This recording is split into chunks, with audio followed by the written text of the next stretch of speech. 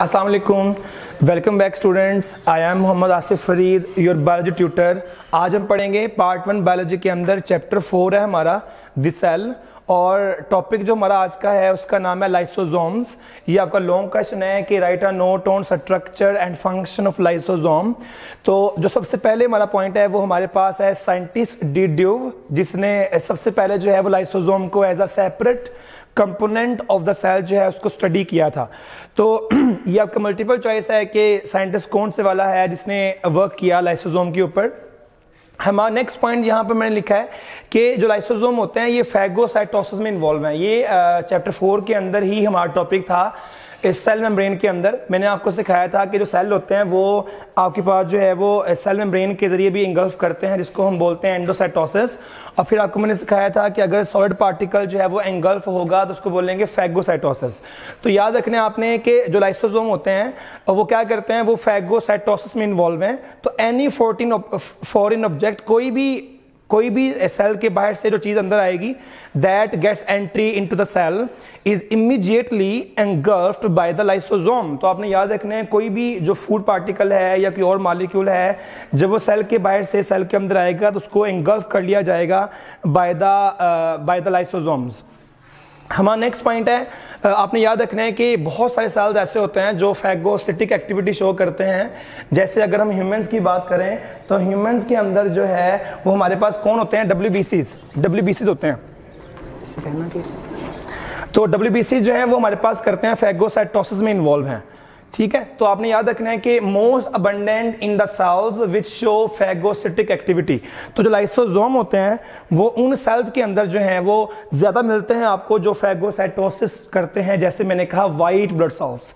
तो लाइसोसोम क्या चीज है, लाइसोसोम जो है वो डी ड्यूव ने काम किया और ये फैगोसाइटोसिस में इन्वॉल्व हैं। कोई भी फॉरेन ऑब्जेक्ट जब सेल के अंदर आता है तो उसको जो है वो इंगल्फ करते हैं, और इनके अंदर जो है उन सेल्स के अंदर इनका नंबर बहुत ही ज्यादा होगा जिनका काम क्या होता है, जिनका काम है फैगोसाइटोसिस करना, जैसे कि व्हाइट ब्लड सेल्स। तो अब हम आगे जाएंगे। हमारा नेक्स्ट पॉइंट जो है वो हमारे पास है कि जो लाइसोसोम है वो उनके अंदर है क्या। तो याद रखना है आपने, जो लाइसोसोम होते हैं वो सिंगल मेम्ब्रेन बाउंड स्ट्रक्चर हैं। तो जो लाइसोसोम होते हैं वो सिंगल मेम्ब्रेन बाउंड स्ट्रक्चर है, उनके अंदर आपको एंजाइम मिलते हैं। तो मैंने यहाँ लिखा है कि जो लाइसोसोम है वो सिंगल मेम्ब्रेन बाउंड स्ट्रक्चर है। ये थैली है, ये सैक है जिसके अंदर एंजाइम भरे होते हैं। उन एंजाइम्स का नाम क्या है, मैंने यहाँ लिखा है एसिड फॉस्फेटेज और अदर हाइड्रोलिटिक एंजाइम्स। ठीक है, तो आपने याद रखना है कि जो हमारे पास लाइसोसोम है उनके अंदर वो थैलियां हैं, वो सैक्स हैं, और इन सैक्स के अंदर जो है आपको मिलते हैं एंजाइम, जैसे मैंने यहां लिख दिया है acid phosphatase and other hydrolytic enzymes. तो ये आपका पॉइंट, ये आपका शॉर्ट क्वेश्चन अलग से है कि जो लाइसोसोम है उनके अंदर जो है वो एंजाइम्स कौन से मिलेंगे आपको, तो acid phosphatase and hydrolytic enzymes. तो ये एक सैक है, एक थैली है जिसके अंदर जो है वो एंजाइम भरे होते हैं। तो अगर हम थोड़ा सा रिवाइज करें जो पहले हमने सीखा था, तो आपको याद होगा हमने बात की थी गोल्जी एपेटस की। तो मैंने आपको सिखाया था गोल्जी एपेटस जो है वो प्रोसेस करता है आपके पास जो है प्रोटीन को जो ER ने भेजी हैं। तो आपने याद रखना है कि जो लाइसोसोम है, क्योंकि इनके अंदर एंजाइम्स हैं, आप जानते हैं कि ये लाइसोसोम जो हैं ये सैक्स हैं विद द एंजाइम्स। तो जो एंजाइम होते हैं वो प्रोटीन्स हैं, और जो प्रोटीन्स होती हैं वो राइबोसोम पे तैयार होंगी ER के ऊपर। मैं कहना ये चाह रहा हूं कि जो लाइसोसोम होते हैं जिनके अंदर एंजाइम होते हैं ये ER के ऊपर तैयार होंगे, इनको राइबोसोम तैयार करेगा, और उसके बाद जो है फर्दर प्रोसेस होंगे ये गोल्जी एपेटस से, और फिर फाइनल तैयार होके गोल्जी एपेटस से ही जो है वो रिमूव होंगे, वहां से बाहर निकलेंगे। तो वो लाइसोसोम जो गोल्जी एपेटस से प्रोसेस होने के बाद वहां से बाहर निकलेंगे उनको बोलते हैं प्राइमरी लाइसोसोम। तो आपका शॉर्ट क्वेश्चन है what are the primary lysosome. तो आपने याद रखना है प्रोसेस्ड एंजाइम। मैंने कहा कि लाइसोसोम जो है वो सैक्स हैं विद द एंजाइम। तो इनके जो एंजाइम हैं ये प्रोसेस होंगे गोल्जी एपेटस से, और गोल्जी एपेटस से ये निकल जाएंगे एज गोल्जी वेसिकल्स। तो इनको बोलेंगे प्राइमरी लाइसोसोम। ठीक है, तो क्वेश्चन है आपका, ये आपका अलग से शॉर्ट क्वेश्चन है, what are the primary lysosome. तो आपने याद रखना है the lysosome that are budded off from the Golgi apparatus as a Golgi vesicle, they are called as Golgi primary lysosome. तो यहाँ तक क्या सीखा हमने हमने यहाँ पर बात की जो लाइसोसोम होते हैं उनके अंदर क्या होता है। तो लाइसोसोम जो हैं वो होते हैं रिच विद एंजाइम्स। फिर आपको मैंने सिखाया उनके नाम, एसिड फॉस्फेटेज है, हाइड्रोलिटिक एंजाइम है जो एक्वस मीडियम में वर्क करेंगे। और फिर आपको सिखाया मैंने कि जो लाइसोसोम है क्योंकि उनमें एंजाइम्स हैं और एंजाइम जो है वो हमेशा रफ यार तैयार करेगा राइबोसोम की हेल्प से। तो जो राइबोसोम ने प्रोटीन तैयार करनी है, प्रोटीन तैयार की है लाइसोसोम वाली, वो आपके पास जो है उसको फर्दर उसको प्रोसेस करेगा गोल्जी अपरेटस। और जब लाइसोसोम गोल्जी अपरेटस से निकलेंगे तो उसको बोलेंगे प्राइमरी लाइसोसोम्स। अब हमारा लास्ट पार्ट है आज का about the functions of lysosome. तो आपने याद रखना है सबसे पहला पॉइंट, जैसे आपसे मैंने कहा, जैसे हम जानते भी हैं कि अमीबा एक सिंगल सेल ऑर्गेनिज्म है और जब फूड पार्टिकल उस अमीबा के अंदर आएगा वो उसको डाइजेस्ट करेगा, वो उसको ब्रेक करेगा। तो लाइसोसोम ही होते हैं जो फूड के अंदर आने पर, फूड वैक्यूल के अंदर आने पर उसको ब्रेक करेगा और इसको हम बोलेंगे कि ये फैगोसाइटोसिस है। और क्योंकि ये जो डाइजेशन है वो अमीबा के सेल के अंदर हुई है तो हम इसे बोलेंगे इंट्रा सेल डाइजेशन। तो याद रखने आपने जो लाइसोसोम होते हैं, फर्स्ट ऑफ ऑल ये जो लाइसोसोम है ये इन्वॉल्व होते हैं इंट्रा सेल डाइजेशन में इन्वॉल्व है, यानी कि सेल के अंदर जो है ये फूड पार्टिकल के साथ जो है वो फ्यूज करते हैं और उसको ब्रेक डाउन जो है वो करते हैं और फिर उसके बाद जो स्मॉल पीसेस में ब्रेक करके वो पूरे सेल के अंदर डिस्ट्रीब्यूट होगा लाइक इन अमीबा। तो चैप्टर 12 है आपका पार्ट 1 के अंदर, हम वहां पर सीखेंगे डाइजेशन इन अमीबा। तो वहां आप सीखेंगे कि जो लाइसोसोम होता है वो फूड पार्टिकल को, फूड वैक्यूल को फर्दर ब्रेक करेगा साथ फ्यूज होके। जो नेक्स्ट पॉइंट है मैंने यहां लिखा है एक्स्ट्रा सेल डाइजेशन। तो आपने याद रखना है कि जरूरी नहीं होता कि हर बार ही जो फूड पार्टिकल है अंदर आए। समटाइम्स क्या होता है फूड पार्टिकल बाहर है या कॉम्प्लेक्स फूड जो है वो सेल के बाहर होगी तो लाइसोसोम क्या करते हैं, लाइसोसोम जो है वो सेल मेम्ब्रेन के साथ फ्यूज होके वो जो एंजाइम है अपने उनको बाहर फेंकेंगे और बाहर ही जो है उस फूड को, उस कॉम्प्लेक्स मीडियम को, उस कॉम्प्लेक्स फूड को ब्रेक किया जाएगा। तो इसको बोलेंगे एक्स्ट्रा सेल डाइजेशन क्योंकि ये सेल के बाहर जो है वो चल रही है डाइजेशन। तो ये हम पढ़ रहे हैं फंक्शन ऑफ लाइसोसोम। तो मैंने आपको सिखाया कि समटाइम जो उसकी फूड है उसको हम सेल के अंदर ब्रेक करेंगे, that is called as intra cell digestion. And sometime the lysosomes are involved in the breakdown of the food of the complex food outside in the outside environment that is called as extra cell digestion। एक सबसे अहम phenomena इसके बाद आ रहा है, नीचे लिखा है मैंने ऑटोफेगी, ये आपका शॉर्ट क्वेश्चन बहुत अहम है ऑटोफेगी।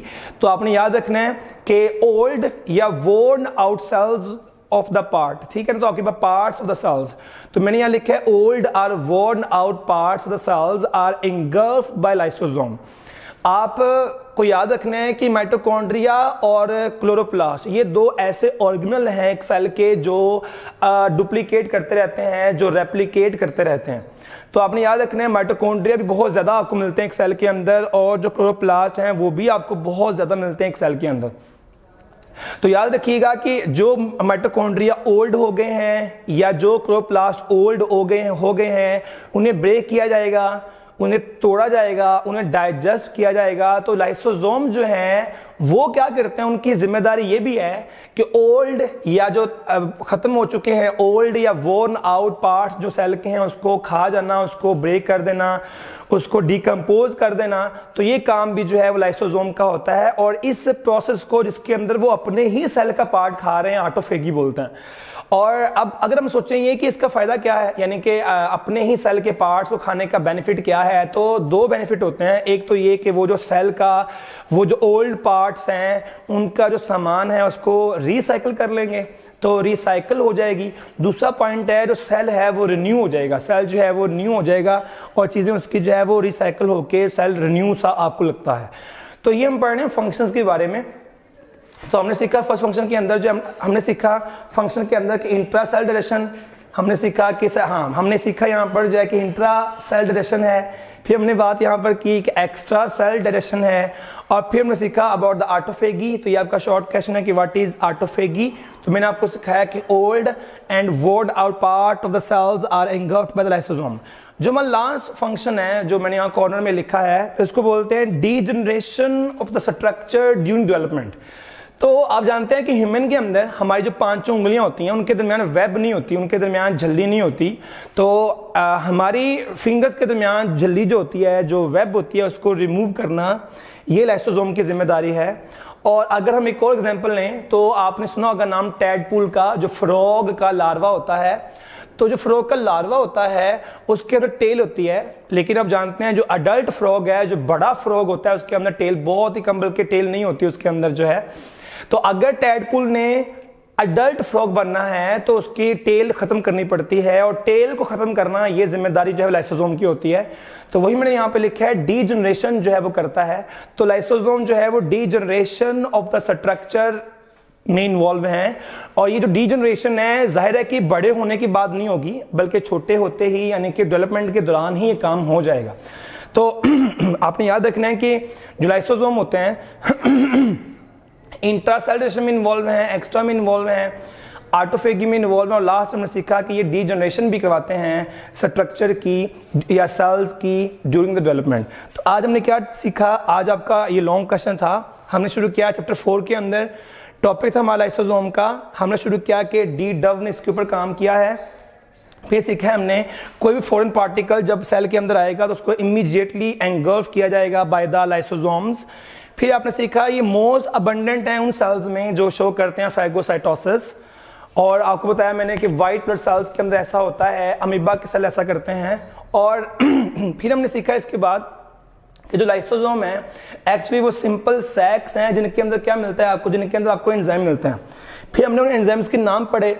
फिर सीखा हमने कि what are the primary lysosome. तो मैंने आपको सिखाया कि वो एंजाइम्स, प्रोसेस एंजाइम जो तैयार किए हैं ईआर ने, लेकिन उसको फर्दर जो आपके पास उसको प्रोसेस किया है वो गोल्जी ने किया है, और वो गोल्जी से निकलेंगे एज गोल्जी वेसिकल्स, उनको बोलते हैं प्राइमरी लाइसोसोम्स।